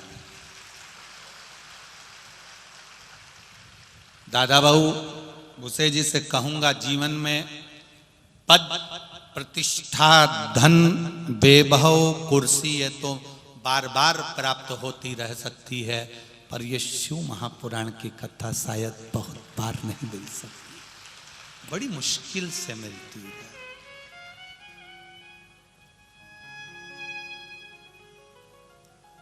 बड़ी मुश्किल से। कल एक पत्र पढ़ा, उस पत्र में जब मैंने शाम को बच्चों से कहा, अमित से, कि मेरे को वो बच्ची ने भुसावल से जो वीडियो भेजा है वो मुझे दिखाओ। उस वीडियो को जब मैंने देखा तो मेरी आंख में भी आंसू थे। जिस बेटी को 3 बार सांप ने डसा हो और वो बेटी कहती हो कि भोलेनाथ आया, नंदी पर आया, और बेटी कह रही है, उसका शब्द जब मैंने वीडियो में सुना कि माँ वो सियोर वाला महाराज श्री शिवाय नमस्तुभ्यम कह रहा था और मैं प्राण वापिस आ गए थे, उस बेटी को नमन करता हूं जिसके भीतर शिव तत्व इतना समाया। हमारे पास ना तो कोई बेल है, ना कोई भभूति है, ना हम मंत्र जानते हैं, ना कोई हमारे पास में विद्या है, केवल ये शंकर है, शिव महापुराण की कथा है और आप लोगों का विश्वास है। जिस विश्वास से सुनोगे, मेरा महादेव खाली नहीं छोड़ेगा, ये झोली भर कर देगा। ये कथा तो 29 तारीख को विराम हो जाएगी। 2 तारीख को छत्तीसगढ़ के कोकणी गांव में ये कथा फिर प्रारंभ हो जाएगी, जिस कथा का नाम रहेगा आशुतोष शिव महापुराण की कथा। भगवान देवाधिदेव महादेव का एक आशुतोष स्वरूप भगवान शंकर को जानने का मौका मिलेगा। शंकर भगवान के बेलपत्र के वृक्ष के नीचे हल्दी का जल, बेलपत्री के उस पत्ते का जल चढ़ाने का महत्व हमको जानने का मौका मिलेगा उस छत्तीसगढ़ की कोकणी गांव में। आज हम पुण्य को जानने बैठे हैं, उस दिन हम जानेंगे कि उस पुण्य का, उस जल का आशुतोष भगवान शंकर का एक नाम है। उस शिव को जानने का मौका मिला।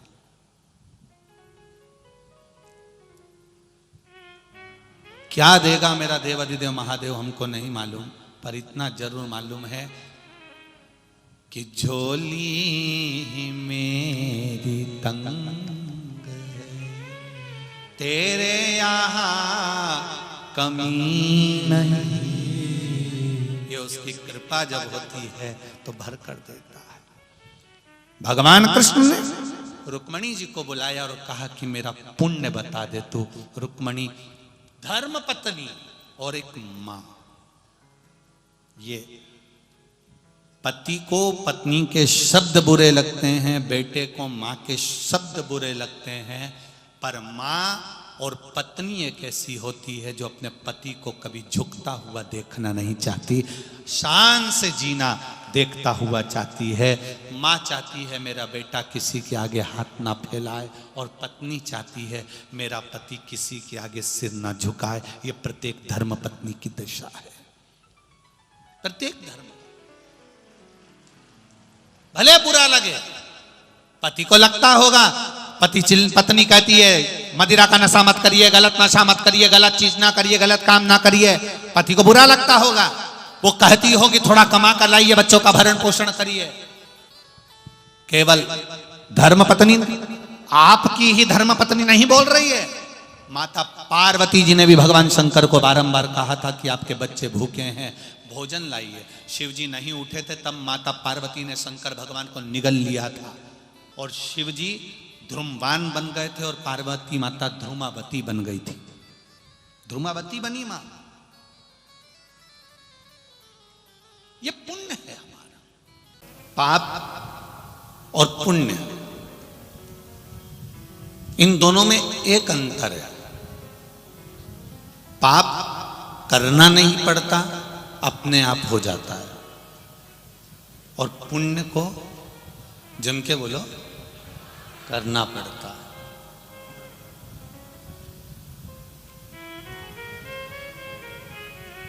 पाप को करना नहीं पड़ेगा, आपको झूठ आपको बोलना नहीं पड़ेगा, अपने आप बस मोबाइल उठा लो और किसी से बात में लग जाओ। उस बीच में आप एक टेप रिकॉर्डर अपने पास में रखो कि उस बीच में तुमने कितनी बार झूठ बोला, अपने आप निकल जाएगा, अपने आप, उसको निकालना भी नहीं पड़ेगा, अपने आप निकलता है झूठ भी। पाप करना नहीं पड़ता है, अपने आप हो जाता है। झूठ, प्रपंच, छल, बेईमानी, कपट, ये सब अपने आप हो जाता है।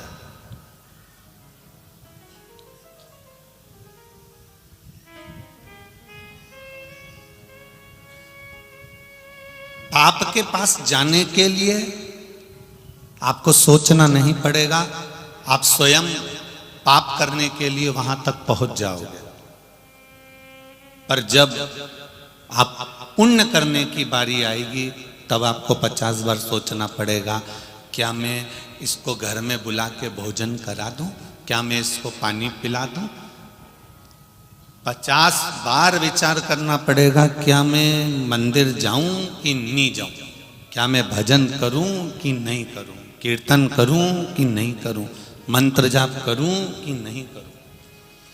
पुण्य करने के लिए 50 बार सोचना पड़ता है, पर पाप करने के लिए बिल्कुल नहीं सोचना पड़ता। पाप अपने आप व्यक्ति कर बैठता है, और पुण्य करने की जब बारी आती है तो 50 बार सोचता है कि करूं कि ना करूं।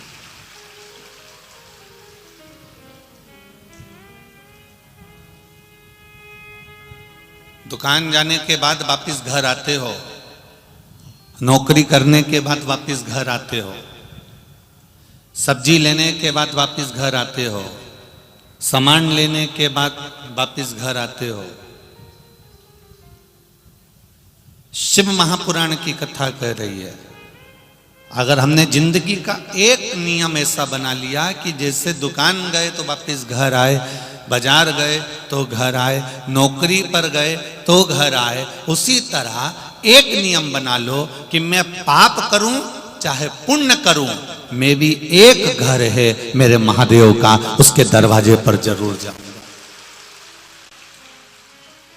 हम पहले भी कथा में कहे, आज फिर आप लोगों से कहते हैं, जितने लोग आस्था चैनल पर सुन रहे हैं, फेसबुक यूट्यूब पर सुन रहे हैं, पुण्य श्री शिव महापुराण की कथा इस मालेगांव की पावन धरा से चल रही है। आप अपने स्थान पर बैठकर जब कथा सुन रहे हैं, एक बात का स्मरण रखना, बच्चा यदि नाली में गिर जाता है, गटर में गिर जाता है, कीचड़ में गिर जाता है, खड्डे में गिर जाता है, लोग उसको निकाल देंगे पर उसके कपड़े नहीं बदलेंगे। बदलेंगे क्या? नहीं बदलेंगे। लोग उसको गोदी में बिठाएंगे क्या? नहीं बिठाएंगे। लोग उसको गले से लगाएंगे क्या? नहीं लगाएंगे, क्योंकि वो गटर में गिर गया, वो कचरे में गिर गया, वो खड्डे में गिर गया।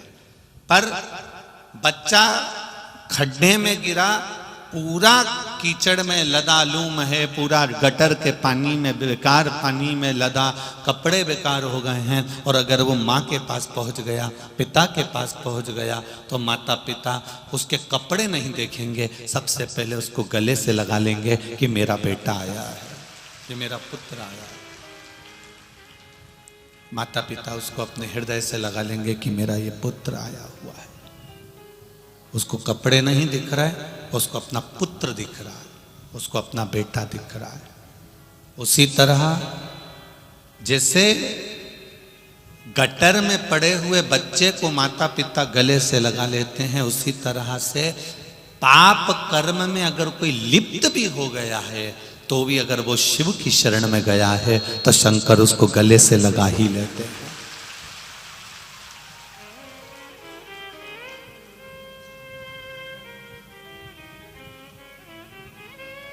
शिव उसको गले से लगा लेते हैं। एक पत्र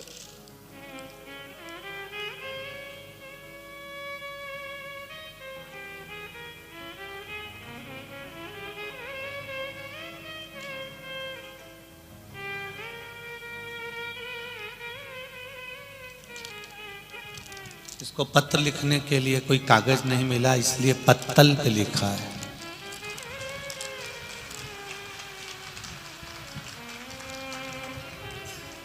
आप ही ने लिखा है? हाँ, दोनों हाथ हिला दो एक बार। श्री शिवाय नमस्तुभ्यम। पत्तल पे पत्र लिखा है, उसमें लिख भी दिया। मेरे पास में कागज नहीं था, मैं जब मालेगांव पहुंच गई तब मुझे पत्र लिखना था और मैं घर पे लिखना भूल गई थी, इसलिए यहां से पत्तल मांग के लिख दिया है। मैं रत्न किरण पाटिल जलगांव महाराष्ट्र से आई हूं गुरुदेव। मेरा मन का अनुभव और मेरे परिवार का अनुभव बताना चाहती हूँ। मेरे पति किरण पाटिल गलत आदतों में लग गए थे, बहुत ज़्यादा परेशान थे, व्यसन में, मदिरा आदि सभी कर्म में डूब गए थे। मैं गलत चीज़ों में वो पड़ गए, मैं बड़ी परेशान थी। इतनी तकलीफ जीवन की मैंने कभी जिंदगी में नहीं देखी कि इतनी गलत आदत में कैसे पड़ गए। पशुपति व्रत करना प्रारंभ करा, देवाधिदेव महादेव से विनती करना प्रारंभ करी। शिवजी पे चढ़ा हुआ जल रोज एक लोटा चढ़ाती और लाकर उनको दे देती। बाबा की कृपा से आज बाबा ने उनको संभाल लिया और गलत आदत से बाहर निकल गए। ये मैं बाबा को प्रार्थना करती हूँ। साथ में आए हैं क्या? अच्छा, साथ में आए। पाटिल जी बहुत बहुत साधुवाद। जो देवाधिदेव महादेव की इस पावन कथा का असर आपको हुआ और आपके सुधरने से आपका परिवार संवर गया और आज इतनी खुशियां आपके परिवार में आपने दी है। केवल आपने व्यसन को छोड़कर, गलत आदतों को छोड़कर अपने परिवार को जो खुशी दी है, वो खुशी का ठिकाना तो मेरा महादेव भी नहीं जान सकता। इतनी खुशी आपने अपने परिवार को दी है। बहुत बहुत साधुवाद जो आपने अपने दिल की बात कहने में, और पाटिल जी आपको भी अपनी गलती बाबा के सामने प्रस्तुत करने में कितना सुंदर भाव आपके सामने आया, उसके लिए साधुवाद। बहुत बहुत साधुवाद। बैठिए। हर हर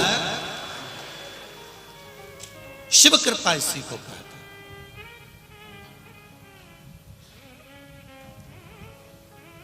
ये शिव महापुराण की कथा नहीं है,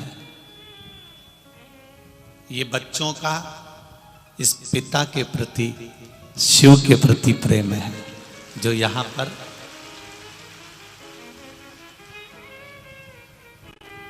आपके हृदय से आपने जो बाबा से कहा है, बाबा ने जो आपके लिए करा है। तेरी कृपा बिना न हिले एक वीणु लेते हैं श्वास, तेरी कृपा से तनु तनु बखान क्या करूं मैं, राखों के ढेर चपटी भभूत में खजाना कुबेर का। दिल से आप देवाधिदेव महादेव से जो कह रहे हैं, भाव से आप जो बाबा से कह रहे हैं, मन से जो आप बाबा से विनती कर रहे हैं वो शिव स्वीकार करता है। आप शंकर भगवान के मंदिर में एक लोटा जल चढ़ाने जा रहे हो, ये केवल जल चढ़ाने नहीं जा रहे हो। घर का पानी कलश में भरकर, लोटे में भरकर शिवजी को जब चढ़ाते हो तो ये समझना अपने घर की बात आप किसी दूसरे को नहीं बताना चाहते, आप अपने घर की बात अपने पिता महादेव को बताना चाहते हो। जल चढ़ाना मतलब अपने दिल की बात, अपने घर की बात देवाधिदेव महादेव से जाकर कह देना, भगवान शिव से जाकर कह देना। और जब अपने हृदय की बात अपने पिता से, अपने हृदय की बात अपनी माता से, अपने हृदय की बात जब अपने गुरु से, घर के बुजुर्ग से, घर के बड़ों से जब कहते हैं तो कोई ना कोई निर्णय घर के बड़े बुजुर्ग, माता पिता, गुरु उस निर्णय को जरूर निकाल कर दे देते हैं कि तुम्हारे जीवन में यह होगा, निश्चित है।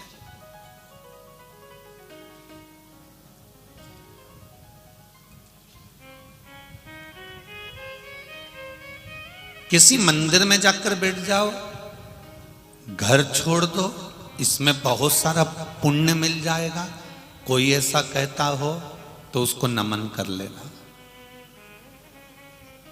कोई तुमसे कहे कि गोदावरी के तट पर जाकर बैठ जाओ, कृष्णा के तट पर जाकर बैठ जाओ, गंगा के घाट पर जाकर बैठ जाओ, नर्मदा के घाट पर जाकर बैठ जाओ, घर परिवार छोड़ दो, काम धंधा छोड़ दो, पुण्य मिल जाएगा, तो उसके चरण धो लेना कि हमसे नहीं बनेगा, ये हमारे बस की बात नहीं है।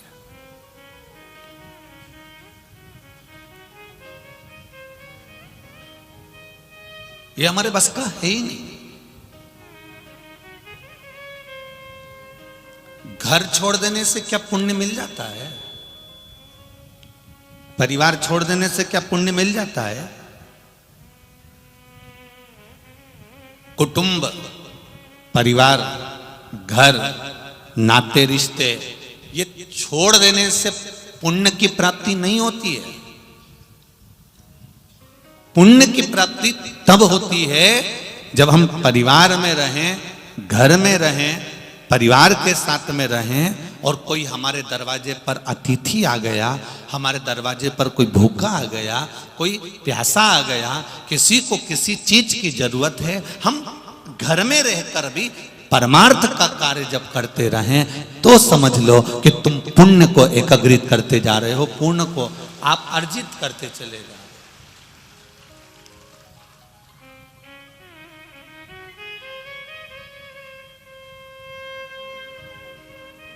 जीवन में जब दुख आए ना, जीवन में जब तकलीफें आए, कष्ट आए, रोग आए, बीमारी आए, कुछ हमारे जीवन में दुख की घड़ियां जब सामने आकर खड़ी हो जाए तो समझ लेना कि तुम्हारा पाप कट रहा है। क्या कट रहा है? जम के बोलो जरा, पाप कट रहा है। और जब हम एसी के कमरे में सो रहे हों, डल्लब के गद्दे पर सो रहे हों, 4 व्हीलर गाड़ी में खूब घूम रहे हों, खूब एंजॉय कर रहे हो, जिंदगी का खूब एंजॉय कर रहे हो, समझ लेना कि तुम्हारे पास में जो पुण्य है बहुत सारा, वो पुण्य अब खर्च होना प्रारंभ हो चुका है। धीरे धीरे वो पुण्य धीरे धीरे धीरे धीरे जा रहा है। तब उस समय पर जब पुण्य बहुत खर्च होने लगे तो तुमको आनंद आने लगेगा। हमारे यहाँ एलईडी आ गई, हमारे यहाँ एलसीडी आ गई, हमारे यहाँ फ्रिज आ गए, हमारे यहाँ गाड़ी आ गई, हमारे यहाँ बंगला आ गया, मेरा बेटा ये हो गया, मेरी बेटी ये हो गई, मेरा बेटा ये हो गया, मेरे यहाँ इतना धन हो गया, मेरे इतना बेबहू हो गया। समझ लेना अब पुण्य तुम्हारा खर्च होना प्रारंभ हो गया है। जब पुण्य खर्च होना प्रारंभ हो जाए, बहुत खुशियां भगवान देना प्रारंभ कर दे, समझना कि पुण्य धीरे धीरे धीरे समाप्त हो रहा है। उस समय पर अपने को तुरंत तैयारी कर लेना चाहिए। जब भगवान ज्यादा धन देने लगे, बच्चे लोग अच्छे हो जाएं, खूब कमाने लगे, तो वापिस पुण्य को बढ़ाने का काम चालू करना, किसी गरीब को भोजन कराना, अतिथि का सत्कार करना, किसी को दवाई की जरूरत हो उसको दवाई दिलवाना, किसी को शिक्षा की जरूरत हो उसको शिक्षा करवाना, ये हमारा पुण्य अब हम और अर्जित करना प्रारंभ कर, हमारे पुण्य को और अर्जित करना हम प्रारंभ कर दें, हम पुण्य को और आगे बढ़ाएं। अब ये पुण्य हमारा और आगे बढ़ता चला जाए। सुख जब आए तो समझ लो कि पुण्य हमारा खर्च होने लगा है, तो क्या करोगे? उस खर्च के साथ में और अपनी आय को बढ़ाना है, पुण्य को बढ़ाना है। पुण्य बढ़ेगा कैसे? मंदिर में बैठने से पुण्य नहीं बढ़ेगा।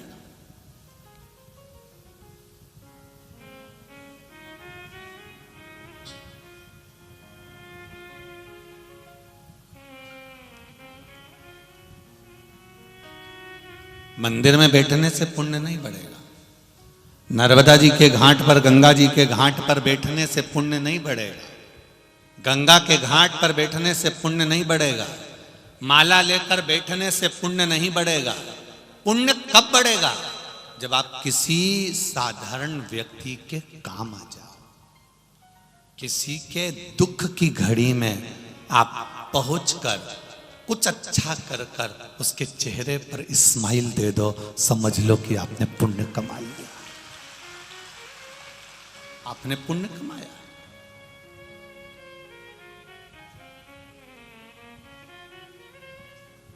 कितना पुण्य का कार्य कर रही है ये शिव महापुराण की कथा लोग करा रहे हैं। कराने के साथ में सियोर वाला महाराज आया, कथा कह दिया, आप आए, कथा सुन ली, समिति ने कथा करा ली, दादा भागूसे जी ने कथा करवा ली और समिति ने कथा करवा ली, ये एक अलग बात है। पर समिति का पुण्य कहाँ है? तो समिति का पुण्य किस जगह पर दिखता है?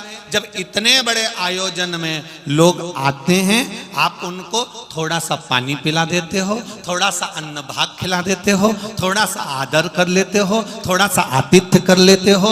मालेगांव के घर घर में मेहमान आए हुए हैं, आप उनका सम्मान कर रहे हो, तो समझ लो ये पुण्य आप एकत्रित कर रहे हो। ये पुण्य की एकाग्रता, ये पुण्य की संचितता, आनंदता, अर्जितता।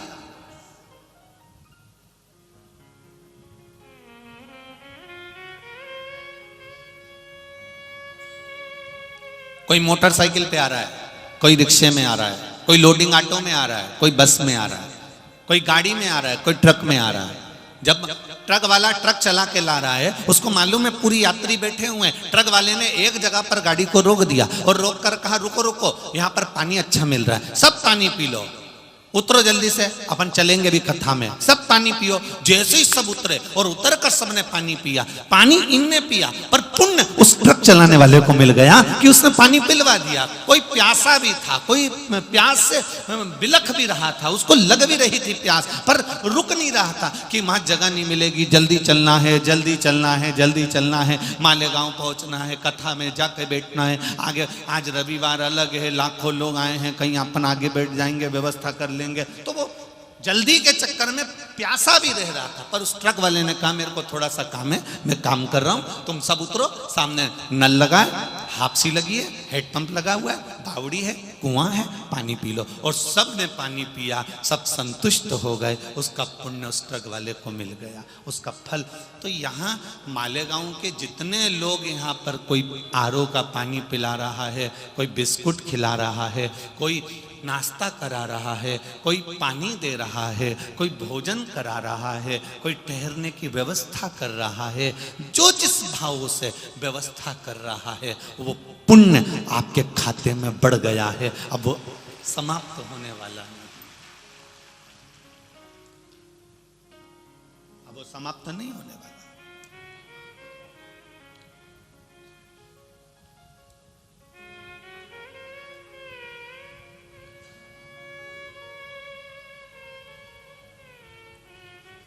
मंदिर बनवा देना, मंदिर बना देना और मंदिर में बैठ जाना, ये अलग बात है। पर उस मंदिर में पीने के पानी की कहीं व्यवस्था करवा देना, कहीं नल लगवा देना, कहीं लोगों के आने वाले यात्रियों के लिए कोई सुविधा की चीज लगवा देना। वो चीज जो यात्रियों की सुविधा के लिए लगवाई गई है, लोगों के लिए जल की व्यवस्था करी गई है, लोगों के लिए कोई दूसरी व्यवस्था यात्रियों के लिए मंदिर में करी गई है, किसी के द्वारा कोई चीज लगा दी गई है, समझ लो वो पुण्य का एक काम तुमने जिंदगी में कर लिया, वो अटल हो गया, अजर।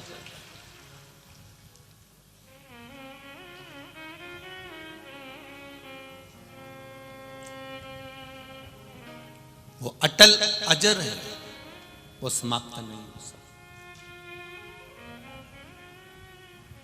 मत बुरे कर्म कर बंदे, वरना पछताएगा। की आंखों से तू बच नहीं पाएगा, तू बच नहीं पाएगा।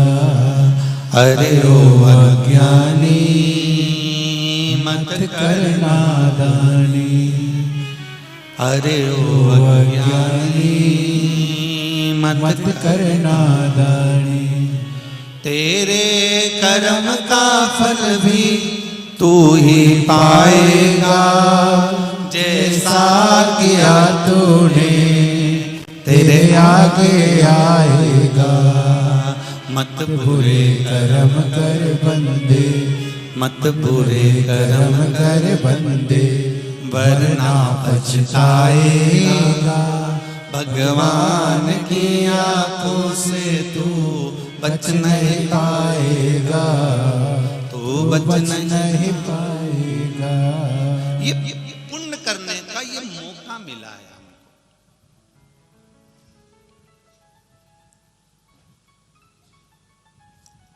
जाने से पहले, प्राण छूटने से पहले कोई एक अच्छा कार्य अपनी जिंदगी में कर कर जाना, वो पुण्य का कार्य कर कर जाना। एक पुण्य का कार्य ये भी है बिना पैसे का, बिना धन का।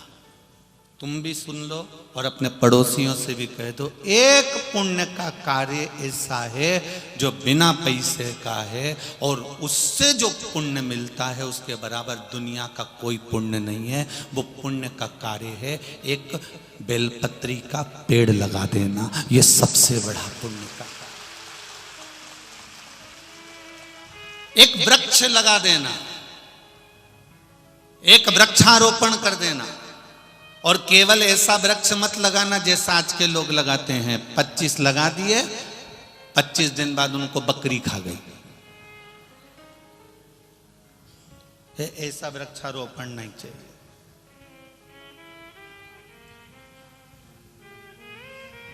दिखाने का वृक्ष लगाया था, इतने इतने से पौधे लेके आए थे। अब वो इतना सा पौधा बड़ा होने में कितना समय लेगा? अगर वृक्षारोपण करना ही था तो थोड़ा सा वृक्ष बड़ा लेकर आते, उसके पास में जाली लगाते, रोज पानी डालने वाले को लगाते, तो कम से कम 25 वृक्ष में से अगर 5 वृक्ष भी बड़े हो जाते तो जिंदगी भर का पुण्य प्राप्त हो जाता। हमने पेड़ भी लगाए तो इतने से लगाए, छोटा छोटा।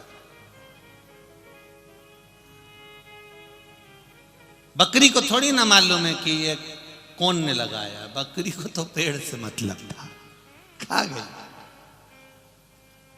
और जिनने वृक्षारोपण किया था फिर उन्होंने दूसरी बार ये भी नहीं पूछा हमने यहाँ पर 25 पेड़ लगाए थे, कहाँ गए? एक बार मुंह से आवाज नहीं निकली, वो तो बस बकरी खा गई।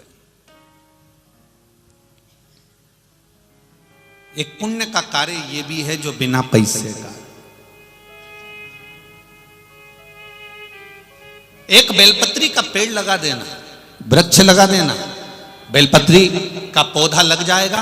आप चले भी गए, कोई बेलपत्री तोड़ेगा, शंकर भगवान पर चढ़ाएगा, बेलपत्री के नीचे बैठेगा, ठंडी हवा लेगा, बेलपत्री के वृक्ष की थोड़ा सा जल समर्पित कर कर अपने जीवन का सुख पालेगा। ये भी तो एक पुण्य का कार्य है, ये भी तो एक आनंद का कार्य है। केवल माला लेकर बैठ जाने से या नर्मदा या गंगा के घाट पर बैठ जाने से पुण्य एकाग्रित नहीं हो सकता। हम जानते हैं ये बात लोगों को बड़ा कई लोगों को बड़ा विचित्र लगेगा कि बताओ सीहोर वाले महाराज कह रहे हैं कि माला लेकर बैठने से पुण्य नहीं मिलता, गंगा के घाट पर बैठने से या नर्मदा के घाट पर बैठने से पुण्य नहीं मिलता। पुण्य मिलता है कब? जब उस गंगा के घाट पर आप बैठे हो और गंगा नदी में अगर कोई पॉलीथीन डाल रहा है, गंगा नदी में कोई कचरा डाल रहा है, गंगा नदी में कोई बेकार चीज डाल रहा है और आप खड़े होकर उसी समय पर रोक दो कि तूने गंगा के जल में कैसे डाल दिया, अब मत डाल देना, और तुरंत उसमें से कचरा निकाल कर तुमने एक ओर ले जाकर पटक दिया, तो माला से बड़ा पुण्य आपको उस जगह पर प्राप्त हो जाए।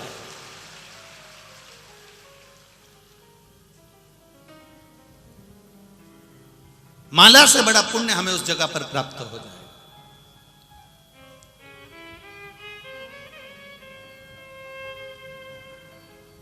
पुण्य की प्राप्ति का साधन है हमारे पास। पुण्य की लड़ाई आज की नहीं है। पुण्य की लड़ाई तो भगवान कृष्ण के समय पर महाभारत में भी हुई थी।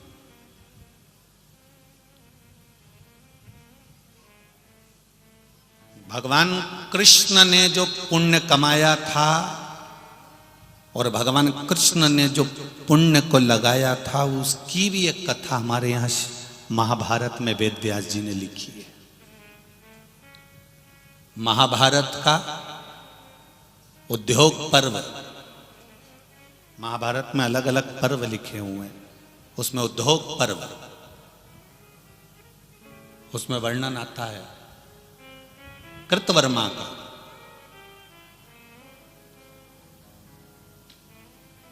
कौरव और पांडवों का युद्ध,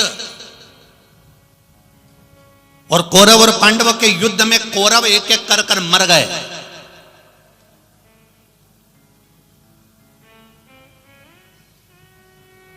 पांडव जीवित थे, धृतराष्ट्र जीवित थे, गांधारी जीवित थी, कृतवर्मा जीवित थे, कृपाचार्य जी जीवित थे।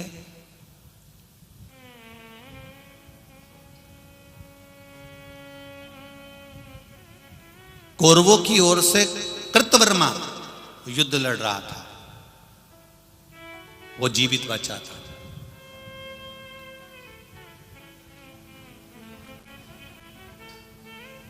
कौरवों की ओर से युद्ध लड़ने वाला कृतवर्मा, इधर पांडव जीवित थे। दुर्योधन मर गया, उसके 99 भाई मर गए, पर युद्ध समाप्त नहीं हुआ, युद्ध चलता रहा।